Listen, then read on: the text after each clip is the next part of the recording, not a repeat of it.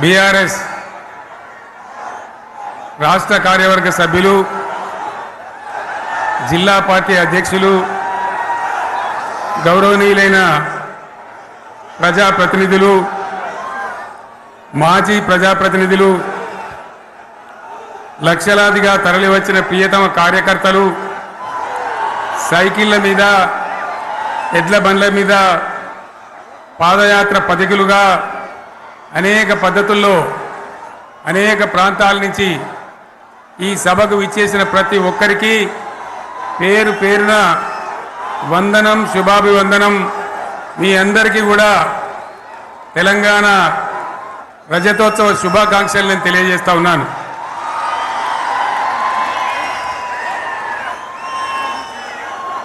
జననీ జన్మభూమిశ్చ స్వర్గాదపి గరీయస్. ఇది శ్రీరామచంద్రుడు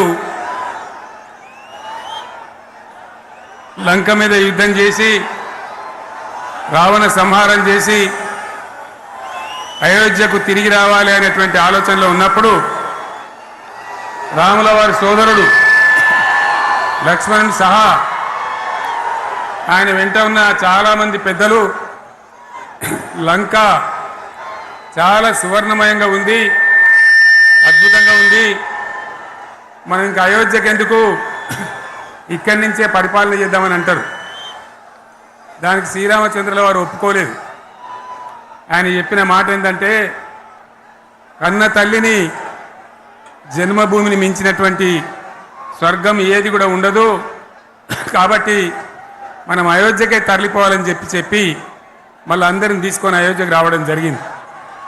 అదే స్ఫూర్తితోని చాలా గందరగోళ స్థితిలో ఉన్నటువంటి, దిక్కు తోతని స్థితిలో ఉన్నటువంటి, ఆత్మహత్యలకు ఆలవాలమైనటువంటి, వలసలకు నిలయమైనటువంటి ఒక ఘోరమైన ఆపదలో వలసవాదుల విషకవిగిలిలో చిక్కి నలిగిపోతున్న తెలంగాణ రాష్ట్రాన్ని ఎట్టి పరిస్థితుల్లో విముక్తి చేయాలని, స్వరాష్ట్రం సాధించాలని, జననిని జన్మభూమిని మించిన వేరేది లేదని చెప్పి నేను ఒక్కడిగా బయలుదేరి ఆనాడు తెలంగాణ ఉద్యమానికి శ్రీకారం చుట్టడం జరిగింది.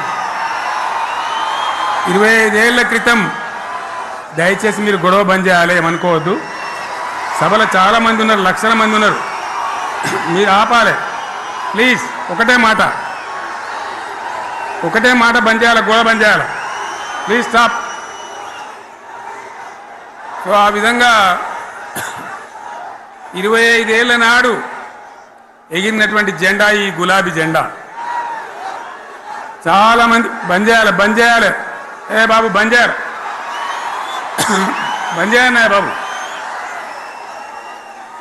ఆ రకంగా ఎగిరిన జెండాను ఎందరో అవమానపరిచిండ్రు, ఎన్నో మాటలు అన్నారు, ఎగతాళి చేసిండ్రు, అవహేళన చేసిండ్రు, మకలో పుట్టింది ఉబ్బలో పోతుందని చెప్పిండ్రు.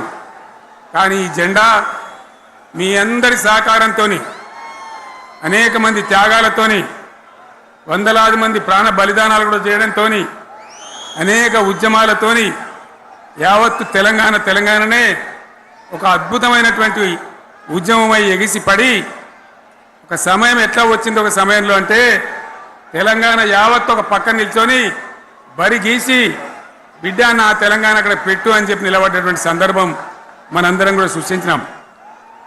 తద్వారా మన లక్ష్యం తెలంగాణ రాష్ట్రాన్ని సాధించుకున్నాం. ఆ తదనంతరం ప్రజలు దీవిస్తే 10 సంవత్సరాల పాటు అద్భుతమైనటువంటి దగదగలాడే తెలంగాణ తయారు చేసి అందరూ బిత్తరపోయే విధంగా, ఆశ్చర్యపడే విధంగా బ్రహ్మాండమైన తెలంగాణ నిర్మాణం చేసుకున్నాం.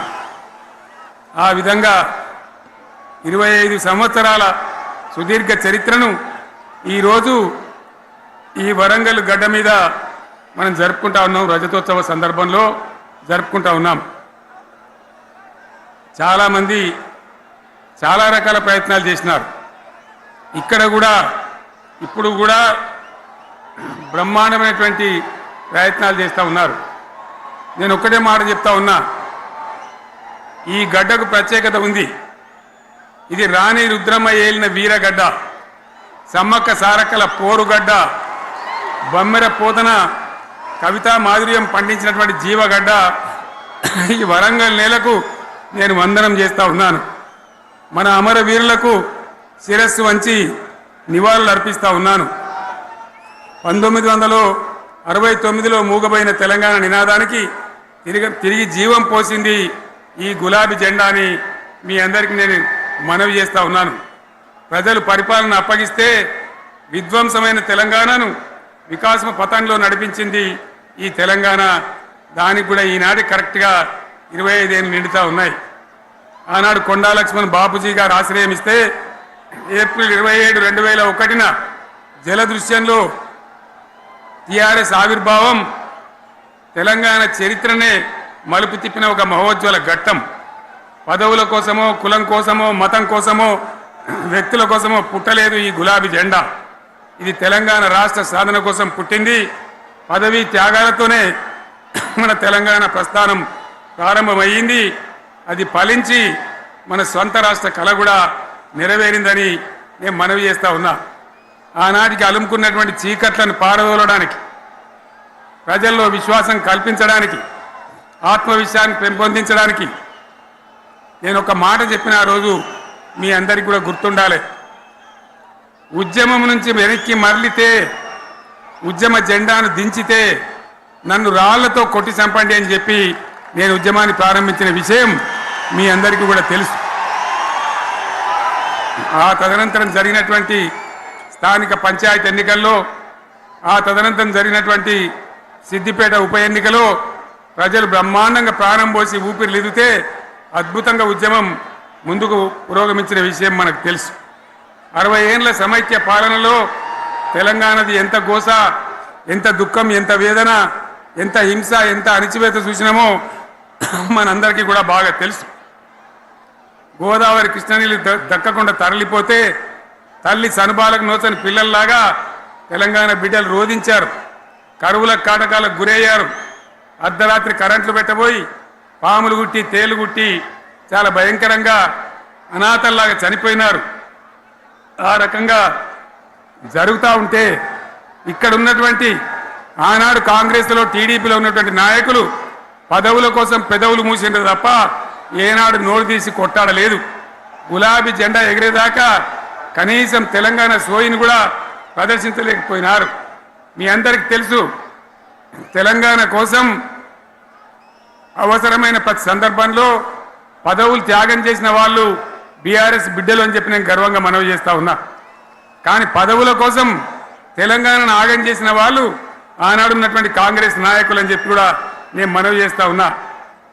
చంద్రబాబు నాయుడు ఆనాడు ముఖ్యమంత్రిగా ఉండి ఎంత ఘోరమంటే హైదరాబాద్ నడిబొడ్డున ఉండే తెలంగాణ గడ్డలో ఉండేటువంటి రాజధానిలో మన శాసనసభలో తెలంగాణ పదాన్ని నిషేధించినాడు. తెలంగాణ అనవద్దని స్పీకర్ ద్వారా రూలింగ్ ఇప్పించినారు. ఇదే జిల్లాకు చెందినటువంటి ప్రణయ్ భాస్కర్ గారు ఆ రోజు ఎమ్మెల్యేగా శాసనసభలో తెలంగాణ అంటే అది నేరమైనట్టుగా పరిగణించి తెలంగాణ పదాన్ని నిషేధించేటువంటి ప్రయత్నం చేసినారు.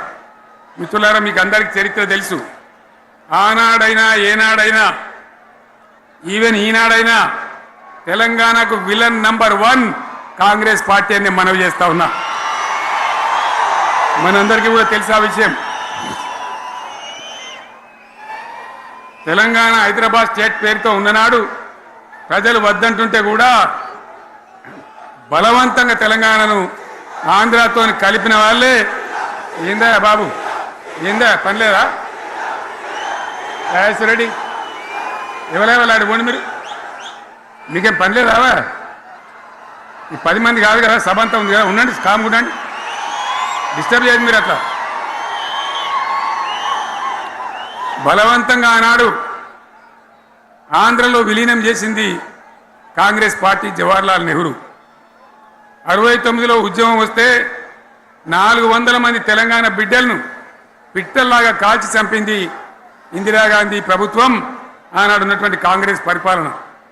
మళ్ళీ 2001 నుంచి మనం విజృంభిస్తే నంగనాచిలాగా ఇదే కాంగ్రెస్ వచ్చి మన బలాన్ని, మన ఊపును చూసి పొత్తు పెట్టుకొని తెలంగాణ ఇస్తామని నమ్మబలికి మనతో పొత్తు పెట్టుకున్నది కూడా మీరు చూసినారు. మళ్ళా ఎగ్గొట్టే ప్రయత్నం చేసినారు. 14 ఏళ్ళు ఏడిపించినారు. అది మీ అందరికి తెలుసు. వాళ్ళు ఎట్టెట్లా చేస్తూ ఉంటే వాళ్ళ మోసాన్ని కప్పేయడానికి నేను ఇదే జయశంకర్ పార్లమెంట్లో ప్రతిపక్షాలని కాంగ్రెస్ గొంతు పట్టుకుంటే అప్పుడు దిగివచ్చి తెలంగాణ కోసం ప్రకటన చేసిన విషయం మీకు తెలుసు. మళ్ళీ ప్రకటన వెనక్కి తీసుకొని మళ్ళా వెనుకకు పోయినారు. ఆ తర్వాత సకల జనుల సమ్మె కావచ్చు, సాగర హారాలు కావచ్చు, వంట వార్పులు కావచ్చు, అనేక రూపాలలో విజృంభించి మళ్ళీ భయంకరమైన పోరాటం చేసినాం. మళ్ళీ 3 ఏళ్ల తర్వాత వాళ్లకు రాజకీయ అవసరం ఏర్పడి ఆనాడు వచ్చి మళ్ళీ తెలంగాణ ఇస్తామని ప్రకటించి వాళ్ళకి ఇష్టం లేకపోయినా తెలంగాణ సృష్టించినటువంటి ఆ సుడిగార్పులుగా తట్టుకోలేమని భయపడి తెలంగాణ ఇచ్చిన విషయం కూడా మీకు తెలుసు. తదనంతరం ప్రజలు మనకు అధికారం ఇచ్చినారు. దాన్ని మనం ఏదో అధికారం అనుభవించడానికి తీసుకోలే, బాధ్యతగా తీసుకున్నాం. ఎంత బ్రహ్మాండంగా పనిచేసినాం. రాష్ట్రాన్ని మన చేతిలో పెడితే ఎక్కడున్న తెలంగాణను ఎక్కడ తీసుకొని పోయినాం. అనేక రంగాలలో ప్లీజ్ ఒకటే మాట. ఏ బాబు ఇక్కడ నేను మాట్లాడుతున్నా, అక్కడ మీరు మాట్లాడుతున్నా, మీకు ఏమైనా అర్థం ఉన్నదా? ఏది అర్థం కావాలి ప్రజలకు? ఏం పని లేదావా? ఇదేం పద్ధతి? మీరు పార్టీ కార్యకర్తలేనా? సైలెన్స్ ఉండండి. అంతమంది నన్ను లక్షల మంది, మీరు 10 మంది ఏందా ఇక్కడ? 10 నిమిషాలు సైలెంట్గా ఉండలేరా? చివరిలో బాగా చెప్తాం, స్లోగా అద్భుతంగా దుంకుదాం, స్టే ఎత్తు దుంకుదాం. మీరు బాధ్యత చూడాల్సింది ఏంటంటే మీరు అరవడం బంద్ చేయండి. ఇంతమంది ఉన్నారు, ఏం సీఎం పని లేదా నీకు? మళ్ళీ అందరు ఇళ్ళకి చేరుకోవద్దా? క్షేమంగా పోవద్దా? ఎక్కడెక్కడి నుంచో దూరం నుంచి వచ్చిన వాళ్ళు ఉన్నారు. 10 నిమిషాలు మీరు సైలెంట్గా ఉండండి. ముందరున్న వాళ్ళు 10 ఏళ్ళ బీఆర్ఎస్ పాలనలో ఎక్కడున్న తెలంగాణ ఎక్కడికి పోయింది? ఎన్ని రంగాలలో ఎన్ని అవార్డులు వచ్చినాయి? ఎన్ని అద్భుతమైన పనులు చేసి చూపెట్టినాం. తెలంగాణ అంటే ఒకప్పుడు వెనుకబడ్డ ప్రాంతం, ఎగతాళి చేయబడ్డ ప్రాంతం, పనికిమాలిన ప్రాంతం అని పేరు పెట్టిన ప్రాంతం. కానీ ఎన్ని రంగాలు, తలసరి ఆదాయాన్ని బ్రహ్మాండంగా పెంచినాం. 90,000 ఉన్న తలసరి ఆదాయాన్ని 3.5 లక్షల పైచీలకు పెంచుకున్నాం. జిఎస్డిపిని దేశంలో నంబర్ 1 స్థానానికి తీసుకెళ్ళినాం. తెలంగాణలో బ్రహ్మాండంగా పెండింగ్ ప్రాజెక్టులన్నీ కూడా కంప్లీట్ చేసుకున్నాం. కల్వకుర్తి కావచ్చు, నెట్టెంపాడు కావచ్చు, భీమా కావచ్చు, ఎల్లంపల్లి కావచ్చు, మిడిమానేరు కావచ్చు, అక్కడ మేఘాల మీద పనిచేసి దాన్ని అంతా కూడా కంప్లీట్ చేసి ఒక్క పాలమూరు జిల్లాలోనే 10 లక్షల ఎకరాలకు సాగునీళ్ళు ఇచ్చుకున్నాం. బ్రహ్మాండమైనటువంటి ఇరిగేషన్ ప్రాజెక్టు కంప్లీట్ చేసుకున్నాం. 3.5 లక్షల టన్నుల వడ్లు పండించే స్థాయికి తెలంగాణను తీసుకొని పోయినాం. వరంగల్ గడ్డ కోసం, ఇదే జిల్లా కోసం పెండింగ్లో ఉన్న దేవాదుల ప్రాజెక్టును కంప్లీట్ చేసి ఈ గడ్డకు నీళ్లు తెచ్చుకున్నాం. 3 ఏళ్లలో కాళేశ్వరం ప్రాజెక్టు కట్టుకున్నాం. వాగుల మీద, వంకల మీద చెక్ డ్యాములు కట్టుకున్నాం. మిషన్ కాకతీయ పేరు మీద చెరువులన్నిటి పూడికలు తీసుకున్నాం. ఒక అద్భుతమైన తెలంగాణను తయారు చేసుకున్నాం. పడావు భూములన్నీ పంట పొలాలుగా మార్చుకున్నాం. ఆనాడు బీఆర్ఎస్ పాలనలో చెరువుల నిండా జలరాశులు, రైతుల కళ్ళాల నిండా ధాన్య రాశులతోని బ్రహ్మాండంగా తెలంగాణ అద్భుతంగా పురోగమించిన విషయం మీకు తెలుసు. పంజాబ్ను తలదన్నే పంటలు పండించిన విషయం కూడా మీ అందరికీ తెలుసు అని నేను మనవి చేస్తా ఉన్నా. రైతు కష్టమేందో నాకు తెలుసు. నేను స్వయంగా రైతును కాబట్టి రైతాంగాన్ని కడుపులో పెట్టి చూసుకున్నాం. మీ అందరికి ఒక మాట చెప్తా ఉన్నా. ఈ దేశంలో షేర్షా సూరి అని ఒక రాజు ఉండే. ఆయన కాలంలోనే రెవెన్యూ సంస్కరణలు తెచ్చినారు. నేను చెప్పే మాట మంచి వినాలి మీరు.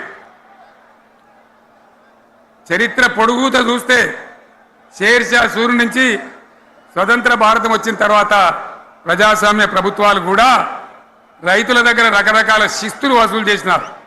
రైతుల దగ్గర డబ్బులు వసూలు చేసినారు. తహసీల్ రకాలు వసూలు చేసినారు. నీటి తీరువాలు వసూలు చేసినారు కానీ రైతును చూడాలని వాడు అందుకోలే. భారతదేశంలోనే ఎక్కడ కూడా లేని స్కీమ్. నన్ను వాళ్ళు అడగలే, ఎలక్షన్లలో చెప్పలే. నాకు నేనుగా ఆలోచించి, ప్రభుత్వమే ఆలోచించి రైతు బంధు పథకాన్ని తెచ్చినాం. చాలా బ్రహ్మాండంగా రైతు బంధు పథకాన్ని అమలు చేసినాం. రైతాంగానికి ఎటువంటి కరెంట్ ఇచ్చినాం, ఎంత అద్భుతమైన కరెంట్ ఇచ్చినాం. ఆంధ్ర వలసవాద ముఖ్యమంత్రులు ఏం మాటలు మాట్లాడినారు.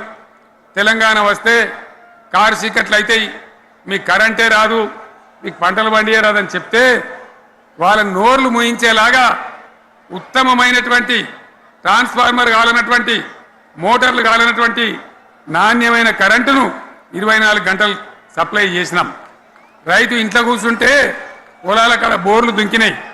మీరందరూ కళ్ళార చూసినారు. నాకంటే ఆ విషయం మీకే ఎక్కువ తెలుసు. అదేవిధంగా రైతులు చనిపోతే 2 ఎకరాలు 3 ఎకరాలు ఉన్న రైతులు ఏముంటుంది, వాళ్ళకి ఆదాయం ఉండదు. వాళ్ళు చస్తే బీఆర్ఎస్ రాకముందు పట్టించుకున్న నాతులు లేడు. అదే బీఆర్ఎస్ వచ్చిన తర్వాత రైతు బీమా ఇచ్చి వాళ్ళు చనిపోయినాక 8 రోజుల్లోనే వాళ్ళకు రైతు బీమా అందే విధంగా ఆనాడు చర్యలు తీసుకున్నాం.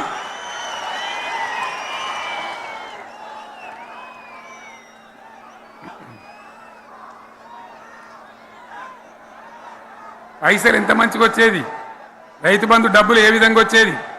శనుకులు పడుతుంటే చకాచకా వచ్చి బ్యాంకులలో డబ్బులు పడి రైతుల సెల్ ఫోన్లు మోగుతుండే.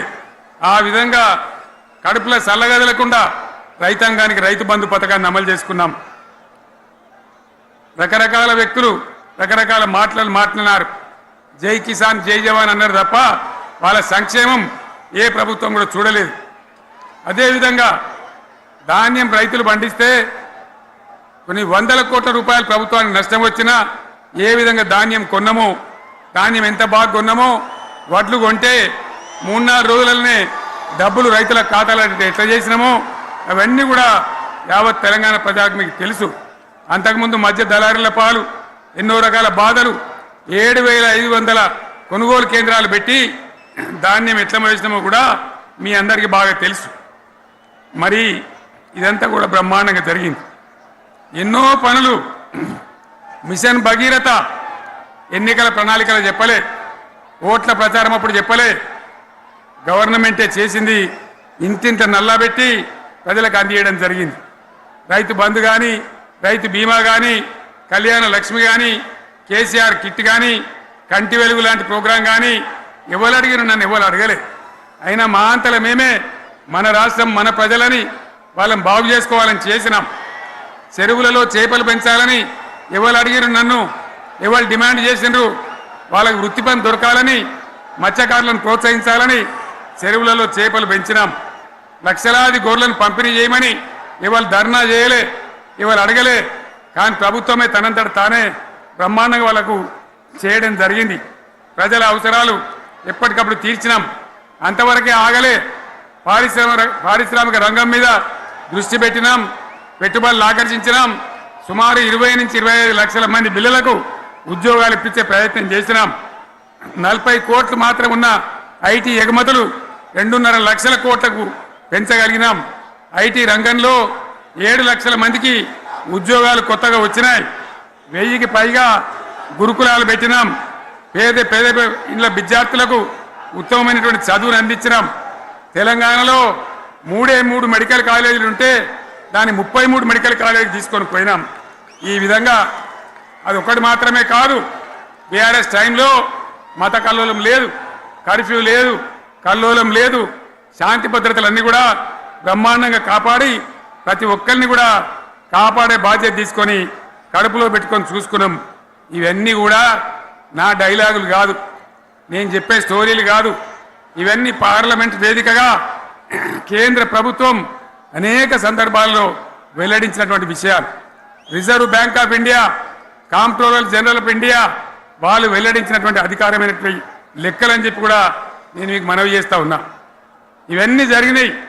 ఇప్పుడు నేను చెప్పిందంతా కూడా మీ కళ్ళ ముందరనే జరిగింది. మరి కాంగ్రెస్ వచ్చి ఏడాదిని అర్థమా? మరి ఏం మాయరోగం వచ్చే ఏం బీమార్ వచ్చే ఏమేమి చెప్పిరి ఎన్నెన్ని చెప్పిరి మీకు కావాల్సింది ఇదే కదా చెప్తా ఇక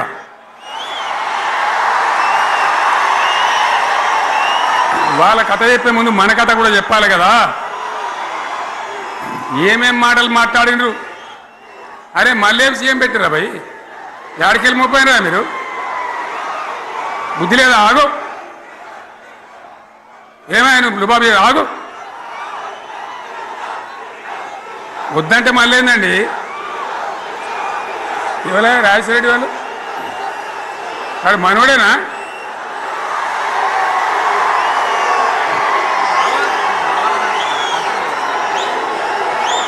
ఎన్నెన్ని మాటలు చెప్పిరి వరుస బట్టి గోల్మాల్ దింపుట్ల కాంగ్రెస్ను మించిన వాళ్ళు లేడు అబద్ధాలు చెప్పుట్ల కాంగ్రెస్ను మించిన వాళ్ళు లేడు ఎన్ని చెప్పిరి ఇక్కడ ఉన్నోళ్ళు జాలరని ఉన్న గాంధీలు లేని గాంధీలు డూప్లికేట్ గాంధీలు అంతా ఢిల్లీకి వెళ్ళి కూడా దిగిరి చప్పట్లు కొట్టి డాన్సులు చేసిన స్టేజీల మీద ఒకటి చెప్పిండ్రా ఏమిత్తాడా కేసీఆర్ రైతు బంధు 10,000 ఇస్తాడు మేము 15 ఇస్తాం చెప్పిండ్రా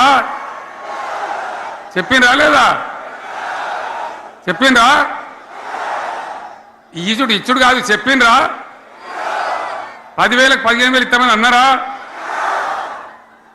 కేసీఆర్ పెన్షన్లు 2,000 ఇస్తాడు మేము 4,000 ఇస్తాం చెప్పిండ్రా ఇంకేం చెప్పిండ్రు కేసీఆర్ ఇంట్లో ఇద్దరుంటే ఒకరికే ఇస్తాడు మేము ముసలోనికి ఇద్దరికి ఇస్తాం చెప్పిండ్రా లేదా అన్న మీరు మధ్యున్న వాళ్ళు చెప్తలేరు చెప్పిండ్రా ఇవన్నీ కాంగ్రెస్ వాళ్ళు చెప్పిండ్రా చెప్పిన వాళ్ళు ఒకసారి శైలేపట్టారు దయచేసి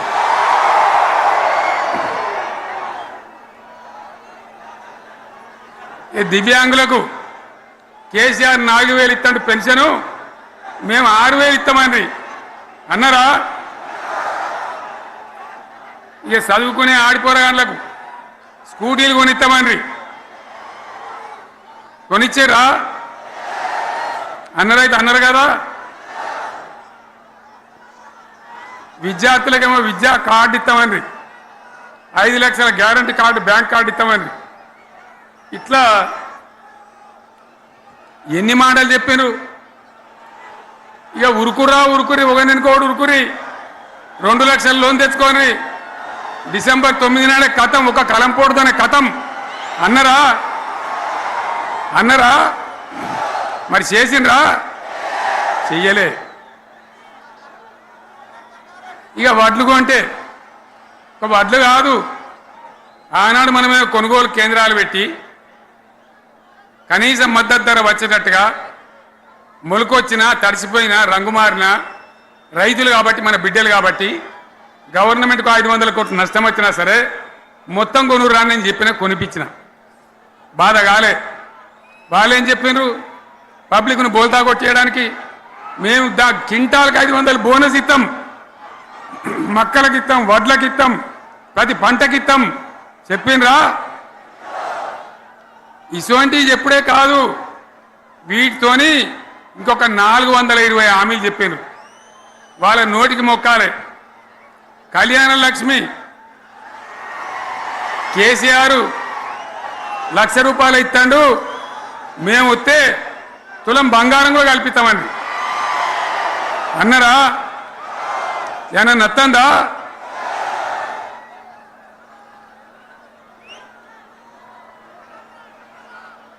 ఇక హామీలు ఇచ్చుడు కాదు పెద్ద పెద్ద బుక్కులు వంచి ఊరూరికి పంచారు సిగ్గులేక ఊళ్ళ పంట తిరిగి బాండ్ పేపర్లు రాసిచ్చారు బాండ్ పేపర్లు ఇంటికి తిరిగిండ్రు చెప్పిండ్రా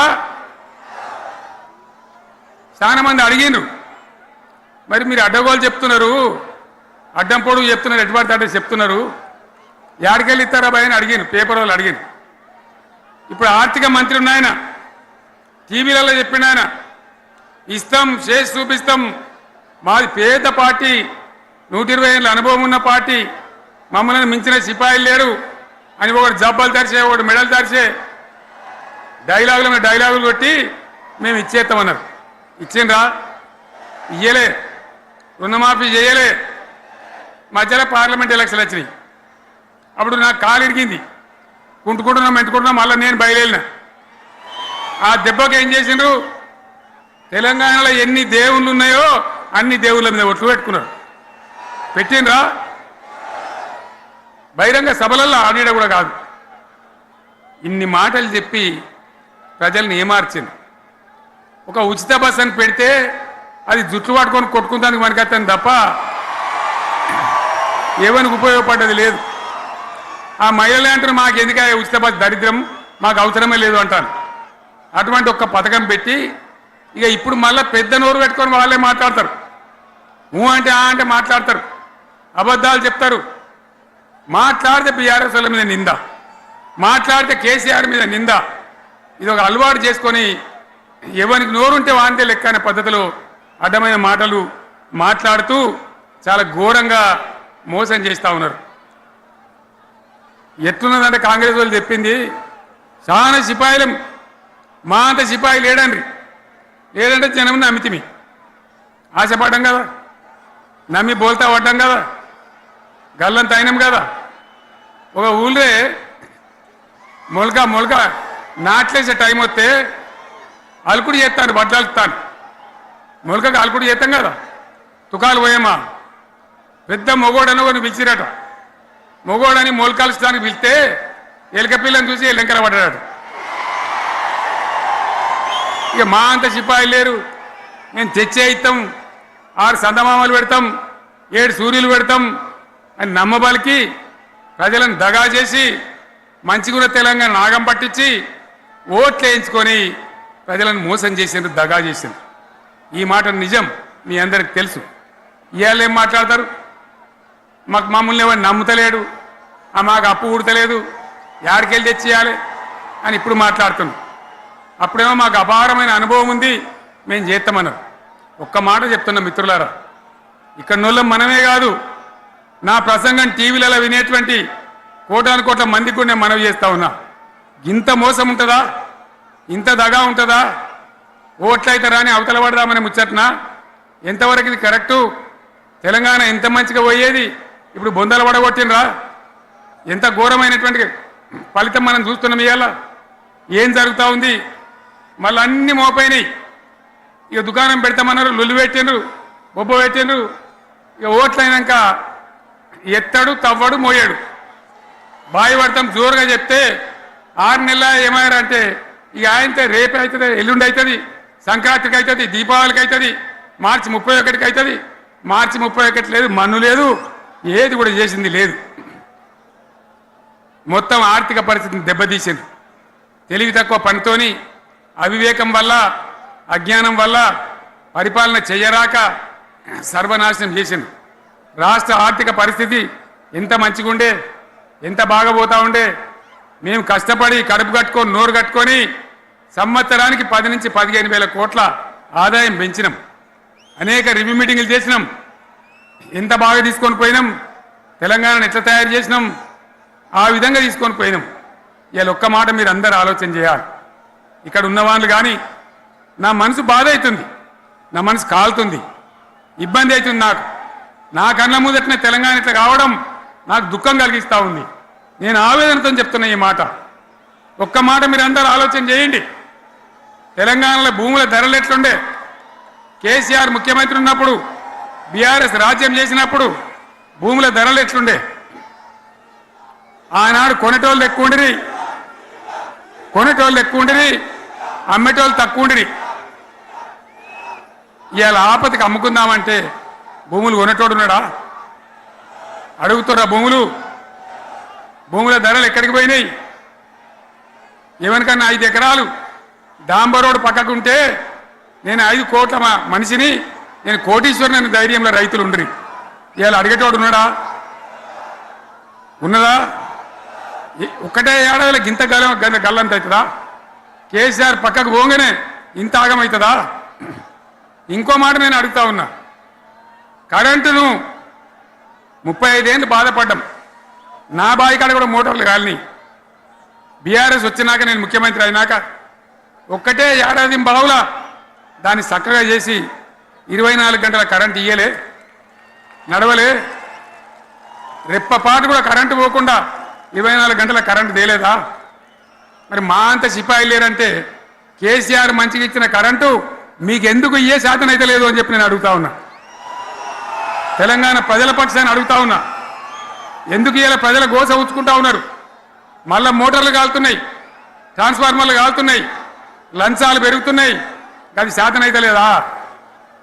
మళ్ళీ ఇలా తెలంగాణ పోవన్నా మోటార్ పెట్టడానికి? ఏం దౌర్భాగ్యం ఇది! ఎటువంటి శని నెత్తి మీద పెట్టుకున్నాం మనం. మీరందరూ ఆలోచన చేయాలి.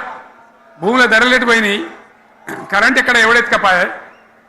మిషన్ భగీరథ అసెంబ్లీలో నిలబడి ఛాలెంజ్ చేసిన నేను. 5 ఏళ్ల లోపల ప్రతి ఇంట్లో నల్లా పెట్టి నీళ్ళు ఇవ్వకపోతే మళ్ళా ఎలక్షన్ల పార్టీ మేము నిలవడం, ఓట్లు అడగము అని చెప్పిన నేను. ఎవడు చెప్పాలి? దమ్మున్నోడే చెప్పాలి. చేసి చూపించినాం, నడిపించినాం. ప్రతి ఇంట్లో నల్లా పెట్టినాం. కృష్ణా గోదావరి నీళ్లు తెచ్చి ప్రతి ఇంటి ముందర దుంకిచ్చినాం. అది మీరందరూ దానికి సాక్ష్యం. ఇలాగా మంచినీళ్ళు కట్నే ఇల్లు పెట్టినపోయి ఉన్న పథకం కేసీఆర్ హయాంలోనే అయిపోయింది. ఇంకా మంచినీళ్ళు కూడా ఇయ్యే శాతం అయితే లేదా? మేము ఇంత సిపాయిలం అంత సిపాయిలం అని ఎగిరెగిరి దుంకితే మాట్లాడితే మంచినీళ్ళు ఇచ్చే కూడా శాతం అయితే లేదా? మంచినీళ్ళు పోతాయి, కరెంటు పోతుంది, వడ్లు కొనే దిక్కు లేదు. వడ్లు కొంటాను రా, కళ్ళాల కాడ 15 రోజులు వడ్లు కొనే దిక్కు లేదు, అడిగే దిక్కు లేదు. సర్కారు కొనకపోతే దిక్కుమాలని దేవుడా అని ప్రైవేట్ మిల్లర్లకు అమ్ముకుంటున్నాం. మళ్ళీ అక్కడ దళారీలు, అక్కడ దోపిడీ, మళ్ళీ రైతాంగం దోపిడీకి గురవుతున్నది. మళ్ళీ 2014 కంటే ముందటి పరిస్థితులు వస్తూ ఉన్నాయి. ఆ విధంగా ఎందుకు జరుగుతూ ఉంది? ఇది ఎవరి అసమర్థత? కాంగ్రెస్ ప్రభుత్వం యొక్క అసమర్థత కాదా? ఈ కాంగ్రెస్ కాటేయడం కాదా? నేను ఒక్కటే మాట మిమ్మల్ని కోరుతా ఉన్నా, ప్రజలకు నేను అడుగుతా ఉన్నా. పేదలు గుడిసెలు వేసుకుంటారు, ప్రభుత్వ జాగాలలో పాపం తెలిసి తెలియక కొన్ని వేసుకుంటారు. బీఆర్ఎస్ గవర్నమెంట్లో హైదరాబాద్తో సహా, వరంగల్తో సహా అనేక పట్టణాలలో, అనేక ప్రాంతాలలో రాష్ట్ర వ్యాప్తంగా లక్షలాది మందికి మేము పట్టాలు ఇచ్చినాం. బుల్డోజర్లు పెట్టి, జేసీబీలు పెట్టి మేము చెరువులలో పూడికెళ్ళి తీస్తే వీళ్ళేమో హైడ్రా అని మన బొందా అని పెట్టి పేదల ఇండ్లు కూడా కొడతా ఉన్నారు. ఆనాడు చెరువు పూడికెళ్ళి తీసిన బుల్డోజర్లు ఇలా పేదల ఇండ్లు కూడా కొడతా ఉన్నాయి. ఇవన్నీ మనం చూస్తూ ఉన్నాం. చూసి మౌనంగా ఉందామా, కొట్లాడదామా, ఏం చేద్దాం అనేది మనం ఆలోచించే సమయం వచ్చింది. దేశాన్ని నంబర్ 1 స్థాయిలో నిలబెడితే ఇవాళ 14వ స్థాయికి 15వ స్థాయికి తీసుకొని పోయినారు. నా కళ్ళ ముందన్న గిట్ల జరుగుతుంది, ఇంత మాయల్యమే అవుతుంది, ఇంత మోసం చేస్తారని నేను కూడా అనుకోలే. ఇలా చాలా బాధ కలుగుతూ ఉంది, చాలా దుఃఖం కలుగుతూ ఉంది. ఇంకా ముందరికి పోవాల్సిన తెలంగాణ ఇలా వెనుకకు అయిపోతున్నా ఉన్నది. మళ్ళా ఎవరు దీనికి కారణం? ఈ దుర్మార్గులు కాదా? నిలబెట్టి ఖచ్చితంగా అడగాల్సిన అవసరం ప్రజలకు లేదా? అడగాలి. ఎందుకోసం? టైం ఇవ్వాలని మేము కూడా టైం ఇచ్చినాం. ఏమంటారు?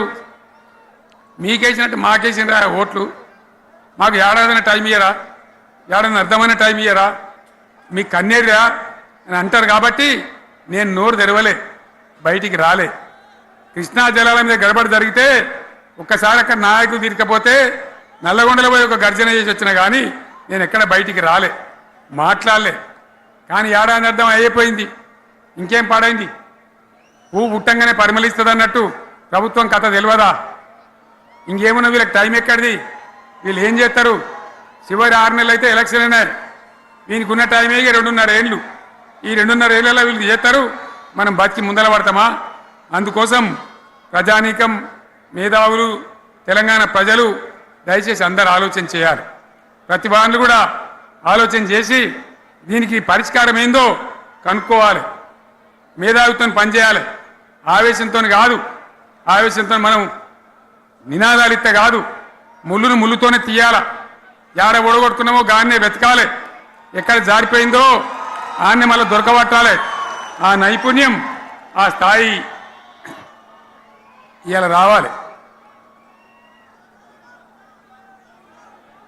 మళ్ళీ ఇప్పుడు ఏం చేస్తారు? మాట్లాడితే బీఆర్ఎస్ మీద ఒక ట్రిప్పు. నేను యాదగిరి గుట్టకు పోతే అలా ఎకరానికి 10 లక్షల వాల్యూ పెరుగుతుండే. మరి ఇవాళ ఏమవుతా ఉంది, ఇవాళ ఏం జరుగుతూ ఉంది, మీరందరూ కూడా ఆలోచన చేయాలని కోరుతా ఉన్నా. ఇవాళ రాజ్యం నడపచేతగాక ఎల్లెంకల పడి రాష్ట్రాన్ని ఆర్థికంగా దివాలు తీసి పిచ్చి పనులన్నీ చేసి ఇవాళ అడ్డం పొడుగు మాట్లాడుతూ ఉన్నారు. అన్ని రంగాలలో ఫెయిల్ అయిపోయింది. ఏ ఒక్క ఈ హుస్నాబాద్లో ఇప్పుడు నేను రాగా చూసుకుంటూ వచ్చిన, ఆనాడు కష్టపడి ఈ హరీష్ రావు ఇరిగేషన్ మంత్రిగా ఉన్నప్పుడు ఇలా గౌరెల్లి ప్రాజెక్టు కట్టినాం. 90% పూర్తయింది. గౌరెల్లి ఇరిగేషన్ ప్రాజెక్టు ప్రజలకు సంజాయించి భూములు తీసుకొని ఆనాడు తిరిగి 90% పూర్తి చేసినాం. ఏడాది అర్థమైతే తట్టడి మన్ను తీస్తాను రా. పాలమూరు పథకం 80% కంప్లీట్ అయింది. ఎందుకు దాన్ని పెండింగ్లో పెడుతున్నారు, ఎందుకు దాన్ని పూర్తి చేస్తలేరు? ఈ విధంగా చిన్న మాట, చాలా చిన్న మాట. కేసీఆర్ కిట్ పెట్టినాం, లక్షాధికారుల కోసం పెట్టినాం, కోటీశ్వర్ల కోసం పెట్టినాం. ఎవరి కోసం పెట్టినాం కేసీఆర్ కిట్టు? పేద ప్రజల కోసం, గ్రామీణ ప్రాంతాల్లో ఉండేటువంటి పేద ప్రజల కోసం పెట్టినాం. ఆడపిల్లంకంటే 13,000 ఇచ్చినాం, మగపిల్లగానికైతే 12,000 రూపాయలు ఇచ్చినాం.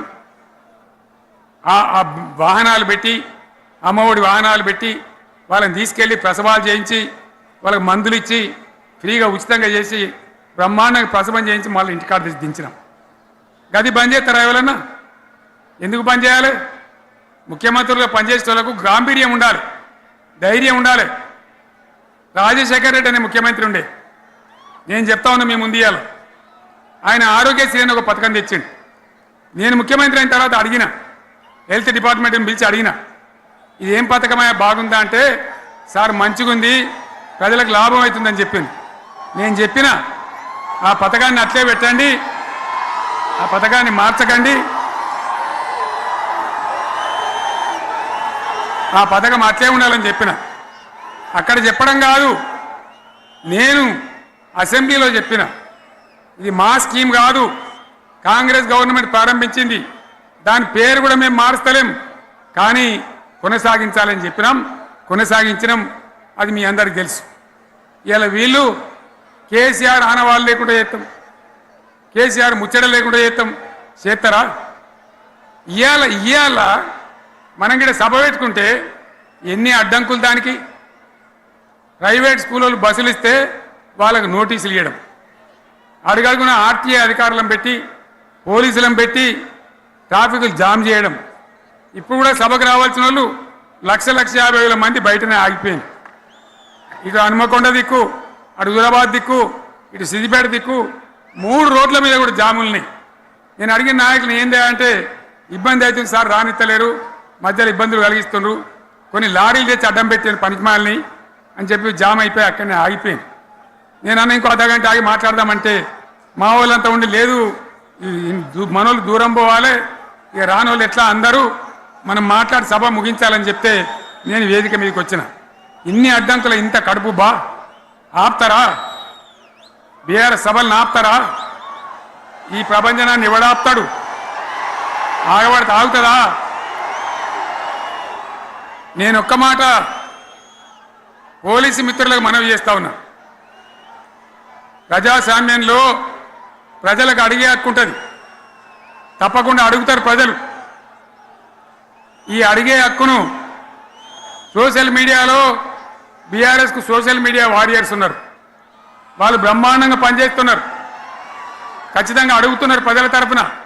ఇంత అన్యాయం జరుగుతుంటే చూడలేక సోషల్ మీడియాలో పనిచేసే తెలంగాణ బిడ్డలు ఇది ఏమన్యాయమే ఎట్లా అని చెప్పి ప్రభుత్వాన్ని ప్రశ్నిస్తూ ఉన్నారు, ప్రజలకు మద్దతుగా నిలబడతా ఉన్నారు. వాళ్ళ మీద కేసులు, వాళ్ళని పట్టుకపోవడు. పోలీస్ సోదరులను నేను అడుగుతా ఉన్నా, మీరెందుకు దునుకులాడుతుండ్రే? మీకేమక్కడ వచ్చింది? మీకు ఒక్కటి చెప్తున్నా నేను, గ్యారంటీగా పోలీసు మిత్రులారా, ఇవాళ పోయి రాత్రి మీ డైరీలలో రాసుకోండి, మీ డైరీలలో రాసి పెట్టుకోండి. 100కు 100% ఇలా తెలంగాణ చెలరేగిన పరిస్థితికి మళ్ళా వచ్చేది బీఆర్ఎస్ గవర్నమెంటే. అది ఎవడు కూడా ఆపలేడు. అది ఎవరి తరం కాదు, ఎవరి వశం కాదు. మీకు తెలియదా? మీరు పోలీసు ఉద్యోగాలు చేస్తున్నారు, మీరు చదువుకోలేదా?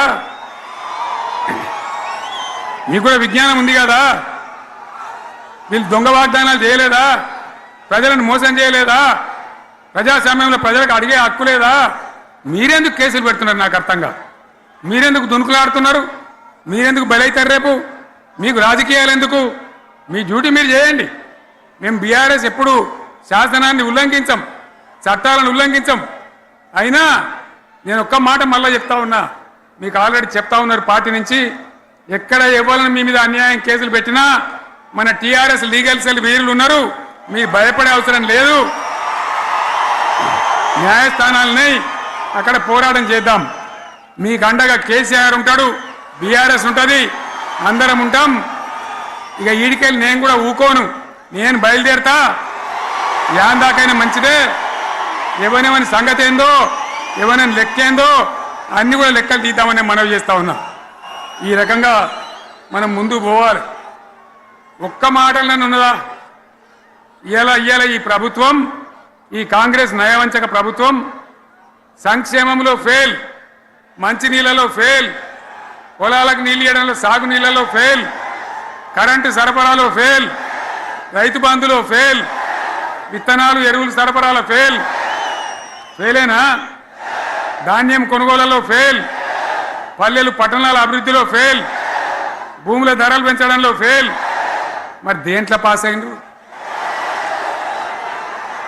ఎటుపడితే అటు ఒర్రుడు, దేవుళ్ళ మీద ఒట్లు పెట్టుడు, అబద్ధ వాగ్దానాలు చేసుడు.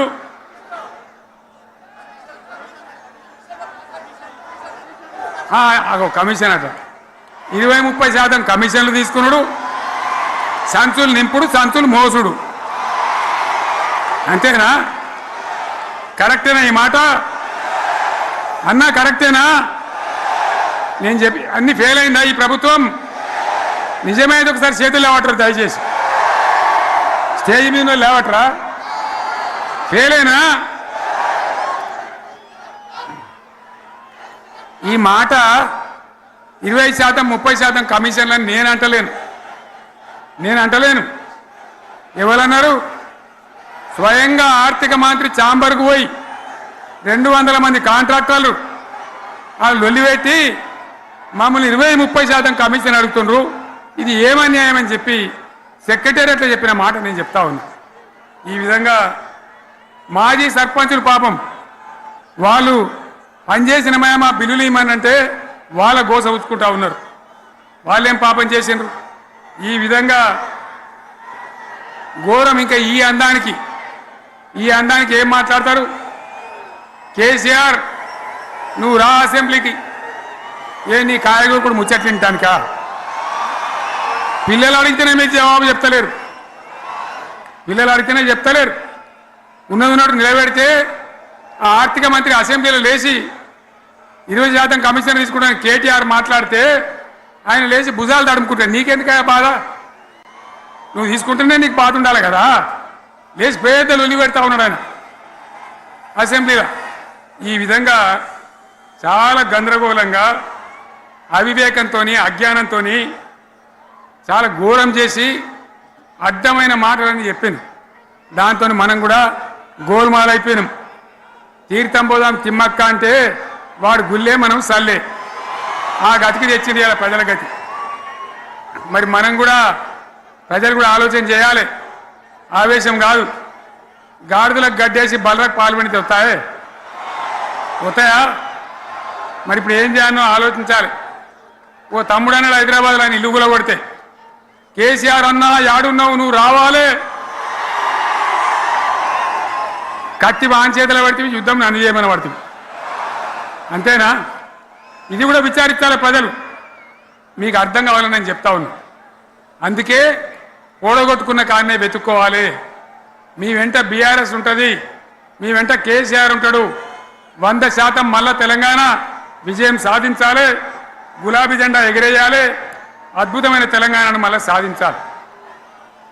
ఇక బీజేపీ కథ 11 ఏళ్ళ రాజ్యం చేయబట్టి తెలంగాణకు 11 రూపాయలు ఇచ్చిండ్రా? వటిదే బొబ్బ బబ్రాజమానం భజగోవిందం.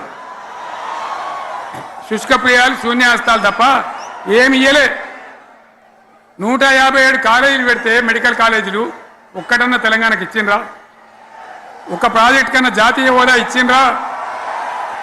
ఇక కాంగ్రెస్ వాడు ఇట్లా అంటే బీజేపీ వాడు అట్లా, ఏది లేదు. ఇక ఉల్టా మనయే ఖమ్మంలో 7 మండలాలు గుంజుకున్నారు, సీలేరు ప్రాజెక్టు గుంజుకున్నారు. నరేంద్ర మోడీ మాట్లాడతాడు, ఏం మాట్లాడతాడు? తెలంగాణ వచ్చిందిరా అని తెలంగాణలో సంతోషపడితే తల్లిని చంపి బిడ్డను బతికిచ్చిండ్రు అంటాడు. ఎన్నోసార్లు అంటాడు, ఒక్కసారి కాదు. ఈ విధంగా అది కూడా మనం అనిపించేది కాదు. ఈ సందర్భంలో ఒక మాట బీజేపీ అంటే నాకు జ్ఞాపకం వచ్చింది. ఇవాళ కేంద్ర ప్రభుత్వం కగార్ అనే ఆపరేషన్ పేరు మీద ఛత్తీస్గఢ్లో యువకులను గిరిజనులను ఊచకోత పోతా ఉన్నారు. అది ధర్మం కాదు.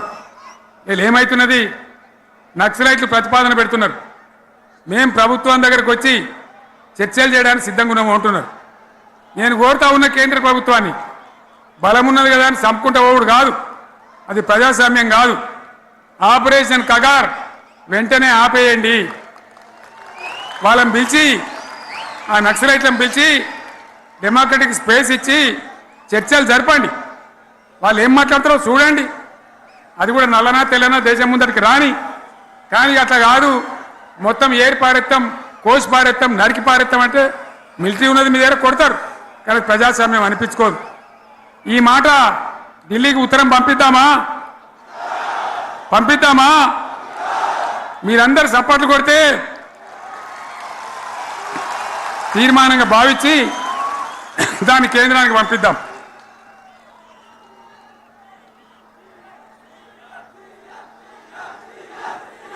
ఇక్కడ 30 ఈ సందర్భంలో ఈ రజతోత్సవ వేళ నేను మీ అందరికీ, ఇక్కడ ఉన్న వాళ్ళకు, సభలో లేని వాళ్లకు, టీవీలో నా మాటలు వినే వాళ్లకు, యావత్తు తెలంగాణ సమాజానికి బీఆర్ఎస్ గులాబీ జెండా రజతోత్సవ శుభాకాంక్షలు మరొకసారి తెలియజేస్తూ, మీరందరూ కూడా ధైర్యంగా ఉండండి. మళ్ళీ బీఆర్ఎస్ తెచ్చుకుందాం, బ్రహ్మాండమైన పరిపాలన అందించుకుందాం. వీళ్ళు జరగొచ్చేటివన్నీ మళ్ళీ మంచిగా చేసుకుందాం, బ్రహ్మాండంగా ముందుకు పోదాం, పురోగమించుదాం. ఒక అద్భుతమైన తెలంగాణ, ప్రతి వ్యక్తి ముఖంలో చిరునవ్వులు చిందించే తెలంగాణ తయారు చేసుకుందామని చెప్పి మీ అందరికీ మనవి చేస్తూ, ఇంత పెద్ద ఎత్తున ఈ సభకు గవర్నమెంట్ వచ్చిన ఏడాది నరలోనే మీరు కదిలి వచ్చిందంటే మీరు కూడా ఒక నిర్ణయానికి వచ్చినట్టు కనబడుతూనే ఉంది. ఓట్లు ఎప్పుడు వస్తాయని చూస్తాను. నేను ఇంకో మాట చెప్పాలి, ముఖ్యమైన మాట ఏంటంటే, వీళ్ళు అక్కడిక్కడ ఎందుకైనా మీరు లేచొచ్చిండ్రు ఫోటోల కోసం.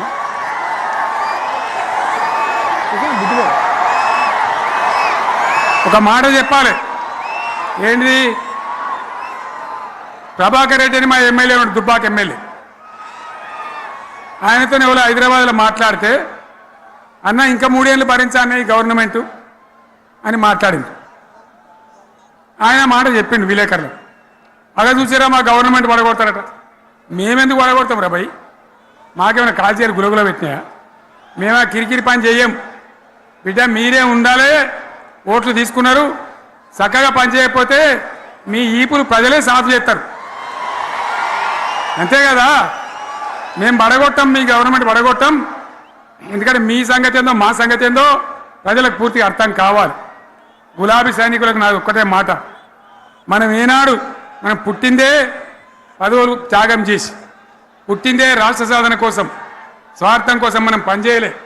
మీ అందరి నాయకులను, కార్యకర్తలను నేను కోరేది ఒకటే, తెలంగాణ సమాజం అద్భుతంగా పురోగమించేదాకా మనం పనిచేస్తూనే ఉండాలి. గవర్నమెంట్లో ఉన్నా, ప్రతిపక్షంలో ఉన్నా ప్రజల పక్షాన ఉండాలి, ప్రజలకు అండగా ఉండాలి, ప్రజల సమస్యల మీద పోరాటం చేయాలి, వాళ్ళకు అండదండలుగా ఉంటూ పురోగమించాలి. అదే మన కర్తవ్యం. అందులోనే మనకు అన్ని పదవులు వస్తాయి. అది పెద్ద ఇష్యూ కాదు. ఎన్ని వేల మంది మనోళ్ళు ఎంత బ్రహ్మాండంగా ముందుకొచ్చారు. కాబట్టి మీరందరూ కూడా ఆ విధంగా రావాలి. లాస్ట్ మాట, ఈ సభ నిర్వహించినటువంటి మిత్రులు పోచంపల్లి శ్రీనివాసరెడ్డి గారికి, వినయ్ భాస్కర్ గారికి, పెద్ది సుదర్శన్ రెడ్డి గారికి, రవీంద్రరావు ఎమ్మెల్సీ గారికి, వారికి నేను ధన్యవాదాలు చెప్తా ఉన్నా. ఇక్కడ భూములు ఇచ్చి బ్రహ్మాండంగా ఆదరించిన ఈ ఎల్కతుర్తి చుట్టుపక్కల గ్రామాల ప్రజలకు కూడా, రైతులకు కూడా నేను ధన్యవాదాలు తెలియజేస్తా ఉన్నా.